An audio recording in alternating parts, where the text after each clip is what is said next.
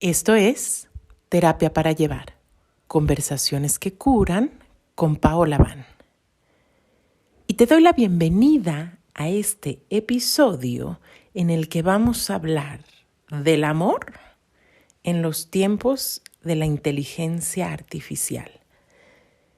Y es un episodio en el que sobre todo vamos a hablar de una de las necesidades más importantes que tenemos todos los seres sintientes, que es la necesidad de conexión. Y es que estamos cableadas y cableados para vivir en conexión. De hecho, esa es la verdad más profunda de nuestra realidad, aunque nos hemos creído que estamos separados y que vivimos solamente como seres individuales. Y ya que la conexión es justo tan importante, me tomo una pequeña pausa para recomendar que te unas a tribus, a lugares que sean seguros para generar conexión, aprendizaje, crecimiento, relaciones nutricias. Y Pachamamita, espiritualidad con los pies en la tierra, es una plataforma que una y otra vez genera este tipo de espacios, así como terapia para llevar. Si estás en busca de lugares seguros y profundos para transformarte, crecer, aprender, Pachamamita Espiritualidad con los pies en la tierra, que puedes encontrar en Instagram como @pachamamita.mamitatierra, te ofrece experiencias relacionadas a la sabiduría ancestral. Revisa nuestro perfil porque a finales de abril tenemos la visita de Quique Pinto, uno de nuestros maestros preferidos, que va a dar un taller sobre música de medicina, un despacho andino, en fin, y Terapia para Llevar sostiene comunidades terapéuticas como Momisattva, este círculo de mamás en el que nos reunimos a hacer trabajo somático y de crecimiento y círculo de palabra con mamás todos los primeros viernes de cada mes. Así que sigue también @terapia.parallevar y @paolavani. Ahora sí, irónico que empiece yo este episodio hablándote de las redes sociales, porque justamente la gran pregunta sobre la que quiero desarrollar en esta ocasión es si las redes sociales traen más beneficios o su impacto está siendo más dañino. Si realmente traen conexión o no tanto. Porque pareciera que hay mucha ambivalencia en esta área. Y voy a empezar contándote que uno de los primeros temas a contemplar es que la tecnología está avanzando a un ritmo mucho más rápido que nuestra misma biología. Pareciera que nuestro cuerpo, que nuestra fisiología no siempre ha ido a la par, con la realidad exterior. Y entonces estamos en un momento en el que recibimos una cantidad de información para la cual nuestro sistema nervioso ni siquiera se encuentra preparado. Yo todavía recuerdo esos tiempos en los que las personas no caminábamos por la vida, por ejemplo, cuando yo era niña, con un aparatito que nos hacía localizables todo el tiempo y en toda circunstancia. Y luego recuerdo haber pasado de esta época en la que si no estabas en tu casa, pues simplemente no estabas en tu casa y los negocios y los profesionales teníamos horarios de trabajo, a esta etapa en la que pareciera que la ley es estar disponibles 24 horas al día, los 7 días de la semana, sin ningún desconectarse de este estar, entre comillas, conectadas o conectados con todo el mundo. Pero eso cambió y yo recuerdo perfectamente el primer trabajo a mis 20 y tantos en el que me dieron un BlackBerry. Y este BlackBerry, que era este teléfono que ya podía recibir todo, ¿no? Podía recibir correos, llamadas, mensajes, era todo al mismo tiempo. Tenía ese nombre haciendo una analogía de estas bolas de metal que se le ponían a los esclavos hace algún tiempo, que les hacían llamar blackberries en inglés, una mora negra, haciendo un paralelismo con que eras esclava o esclavo de este teléfono y de tu trabajo o de lo que sea. Y este es el lado controversial de esta tecnología a la que ahora tenemos acceso.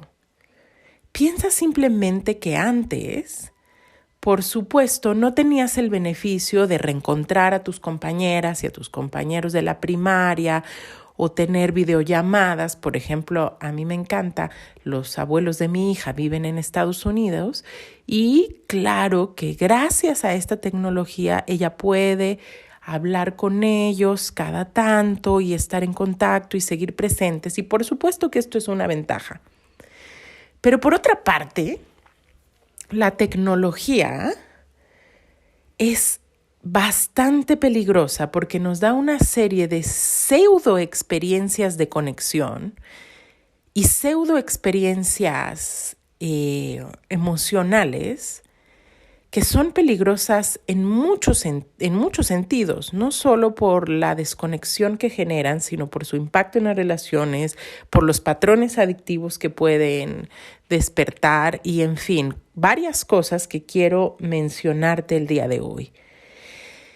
Y el primer tema que quiero mencionarte es cómo las redes sociales contribuyen a la soledad y a todas estas condiciones como la depresión, la ansiedad, etc. Hace unos días escuché un término que me pareció brillante de la doctora Esther Perel, que por ahí se las recomiendo. Ella es una sexóloga francesa que se ha vuelto súper bestseller y súper popular con sus libros y cursos y talleres. Realmente una genia esta mujer.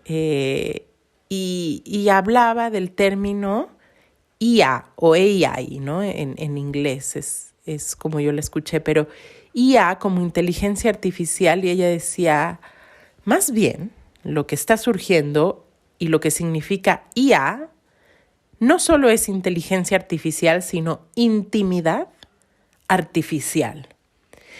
Y a lo que ella se refería es que a través de estos aparatitos y todo lo que ocurre en ellos, quizás tú puedes pensar que estás en conexión con un montón de gente o con más gente de la que estás en conexión con tu cuerpo físico, pero esto es absolutamente peligroso porque es justamente una ficción artificial.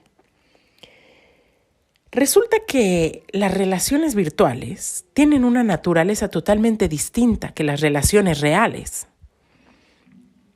Requieren mucho menos tiempo, energía, vulnerabilidad, inversión. Las relaciones reales requieren trabajo, requieren presencia, requieren equivocarse y reparar, y sí, nos ponen más vulnerables al dolor, al error, a muchas cosas que desafortunadamente ya nos empiezan a resultar demasiado incómodas. Sin embargo, cuando nos vamos a estudiar con números, porque claro que estos fenómenos ya se empiezan a estudiar conjuntamente con otros fenómenos psicológicos, espirituales y de salud de nuestros tiempos, pues nos damos cuenta que hay una epidemia de depresión, de ansiedad, de soledad, de suicidios, de cosas que hablan, como decían nuestras abuelas y nuestros abuelos, de que las y los seres humanos están perdiendo su alma. Y esto es realmente una epidemia, además, que tiende a ser silenciosa, porque la soledad es algo que nos da mucha vergüenza hablar, porque es como si hubieras asumido la creencia de que está solo quien no se merece la compañía, o está sola quien no tiene el suficiente valor para ser amada. Alguien que no merece ser amada, entonces es quien está sola. Pero poco cuestionamos la toxicidad de la cultura que hemos normalizado. Hay muchas cosas en nuestra vida cotidiana que son normales, pero no por eso saludables. Y entonces, por ejemplo, algo que se ha vuelto totalmente normal es que, no sé, si tú vas en el metro, en el transporte público o simplemente vas a cualquier restaurante, te vas a encontrar con que el 100% de la gente está mirando una pantallita. Y el hecho de que esto sea normal no quiere para nada decir que sea saludable, ni mucho menos la mejor opción para nuestras relaciones. Y yo siento mucha compasión por las personas que hemos nacido en este tiempo y en estas generaciones, porque por supuesto que entiendo la demanda que nos hacen estos aparatos. Ahora yo misma estoy aquí grabándote este podcast porque es parte de mi misión, de mi propósito, de las tareas que he escogido. Y claro, mientras escojo esto, estoy desescogiendo estar físicamente con las personas que amo. Y por supuesto que hemos hablado de que en este mundo material tenemos que sostener una existencia material y que este sistema, pues claro, ha creado una urgencia y una enorme necesidad de consumo que hemos confundido con lo que realmente necesitamos para nuestra bienestar, para nuestra subsistencia. Pero lo que te decía es que hemos normalizado esto y a mí me da mucha compasión porque a la vez me da temor pensar en cómo va a crecer la generación de mi hija si esto ya está normalizado. Y claro, yo hago mis compromisos personales y me pongo límites al respecto. Y por supuesto que he tenido que generar estrategias, como por ejemplo en mi caso te cuento, viendo que realmente estos aparatitos están diseñados para generar adicción y consumo. He decidido que no quiero que todo esto me arrastre y que a la vez tengo que buscar una manera de gestionar mi energía, mi adicción, mi propia ansiedad para poder estar presente para mi hija. Y entonces, pues hago la intención deliberada de estar ahí, estar con ella, aunque ella tiene un ritmo totalmente diferente al mío. Y cuando así, como he visto que realmente y por respuesta de trauma, sí tengo esta energía hiperactiva, pues entonces he tomado el hábito de bordar o de dibujar un poquito, en fin, o de hacer con ella cosas que impliquen más actividad, pero dejar el pinche aparatito. En fin, ese es mi intento y mi aspiración. Lo logro el 100% del tiempo en la medida que me gustaría o que a mi ser ideal le gustaría. A veces no. Sin embargo, no quiero dejar de ponerte este mensaje a ti y recordarme a mí al mismo tiempo que estamos hechos y hechas para la conexión, que somos mamíferas, que somos mamíferos y que somos seres de conexión. Y que uno de los grandes impactos que tiene esta intimidad artificial, esto que estamos viviendo a través de cargar un aparatito todo el tiempo, tiene que ver con que estamos viviendo relaciones en las que hay una gran cantidad de duelo ambivalente. Te lo explico así. Uno de los regalos más importantes que contiene el amor es la atención. Así. Atender, escuchar, mirar, tocar a las personas que amamos es uno de los más grandes y saludables regalos que podemos darle a otra persona para honrar su existencia y quién es. Y cuando, por ejemplo, tú llegas y le cuentas algo a tu pareja o a un amigo y como que le cuentas algo bien importante y te dice, ajá, pero en realidad está viendo la pantalla,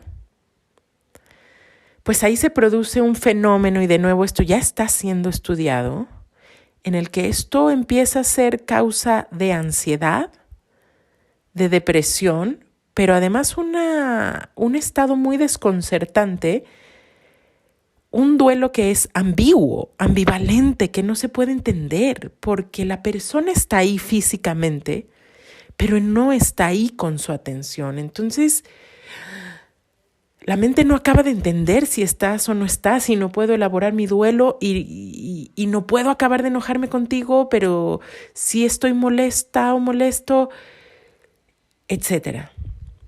Entonces, por supuesto, se está convirtiendo en una actividad, en un hábito adictivo más, que se suma a la lista de las maneras a través de las cuales estamos lidiando con nuestro dolor. Ojo, almas hermosas, porque el corazón es un músculo y los músculos hay que ejercitarlos. Y las relaciones, aunque sea un gran cliché, pues claro que son como plantitas y requieren alimento, y alimento de buena calidad. Y entonces, que no se afloje ese monstruo que nos hace elegir las relaciones virtuales porque parecieran ser más cómodas. Y entonces, qué fuerte que la búsqueda se haya vuelto tener más seguidores en vez de más amistades reales. Y de verdad, tristemente, me ha tocado atestiguar, y no creo que nadie se salve de esto, pero he visto casos hasta muy extremos donde hay alguien que está ocupadísimo, logrando más y literalmente miles de seguidores, mientras que los hijos, las hijas están con intentos de suicidio, problemas emocionales fuertes. Y ojo, porque aquí la intención no es juzgar y señalar a nadie, sino voltear a ver que este sistema y que esta propuesta que está sucediendo afuera tiene un lado muy benéfico y muy peligroso. Entonces, una pregunta clave es, ¿cómo me siento después de ver redes sociales? Porque déjenme contarles que, por supuesto que esto forma parte de las conversaciones que yo recibo en consulta. Y ahora, en lugar de que solo se abran historias tipo cuando fui a ver a mi amigo o cuando estuve con mi mamá, me pasó esto o se me gatilló lo otro, ahora escucho, y es normal, y yo misma tengo un montón de historias donde alguien dice, cuando vi la foto de tal persona en el Facebook, o cuando vi su historia en Instagram, o cuando vi que tal le likeó a tal, y se desencadena toda una reacción química y toda una reactividad emocional a partir de lo que estamos viendo en redes sociales. Y esto con nuestras relaciones cercanas, pero también, ojo y de mucho cuidado, con lograr un equilibrio, un discernimiento, me atrevo a decir, y una sabiduría en cuanto a los contenidos que estamos viendo, porque en un extremo está la evasión. Y hay gente parada en este extremo que dice, yo no quiero enterarme para nada del dolor que hay en el mundo, de la guerra, de la matanza. Pero también está el otro extremo, donde de ver, y en este momento, vaya que hay mucha oportunidad de ver cosas terribles que ni siquiera deberían estar pasando en el mundo, pero está el otro extremo, donde esto realmente empieza a vampirizar mucho más energía de la que debería en nuestra propia vida. Entonces no está fácil generar un discernimiento, ni hay una receta sencilla para decir esto es lo que debes ver y esto es lo que no. Pero claro que todo siempre va a volver a un lugar al que yo vuelvo, que es recordar, por una parte, que no somos seres individuales y por supuesto estamos conectadas y conectados con todo lo que sucede afuera, pero que al mismo tiempo,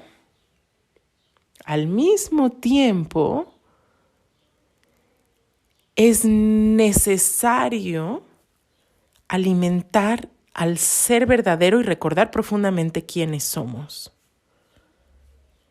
Entonces, soledad, adicción, dos de los grandes riesgos que nos presenta el relacionarnos en estos tiempos de inteligencia artificial. Y un tercero que quizás poco estamos tomando en cuenta es el nivel de simplismo con el que se explican las cosas a través de estas plataformas virtuales. Y aquí sí debo decir que hace un tiempo que yo tuve claro que lo que quería decir no lo podía decir en un meme. Y quizás es por eso, o más bien es muy por eso, que me tienes dedicándote conversaciones de minutos y minutos y que a veces se extienden mucho más. Porque de los tesoros más grandes que hay en la vida es la complejidad que tiene. La vida es compleja, los seres, las personas, las relaciones son complejas. El universo o multiverso, de hecho, es altamente complejo. Nuestro cuerpo es altamente complejo. Y ahora hay esta tendencia que además promueven los algoritmos de las redes sociales a tienes que decirlo en un reel de 30 segundos o un minuto. Y encontramos un montoncito de verdades fracturadas en las redes sociales que tomamos como si fueran leyes o verdades y las retuiteamos y las reposteamos.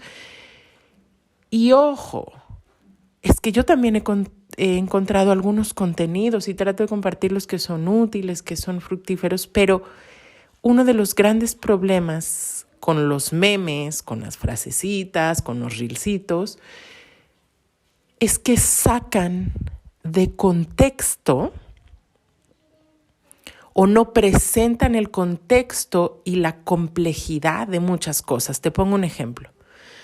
El otro día leía que alguien, que además es una persona que a mí me parece de una gran sabiduría, de un gran corazón, de una enorme belleza, pone una frase que a todas luces iba dirigida a generar sabiduría y conexión y amor, y la frase decía algo así como esto: si quieres crear o detener la creación de la belleza del mundo, crea separación entre hombres y mujeres. Y aquí me tomo el tiempo de explicar más ampliamente.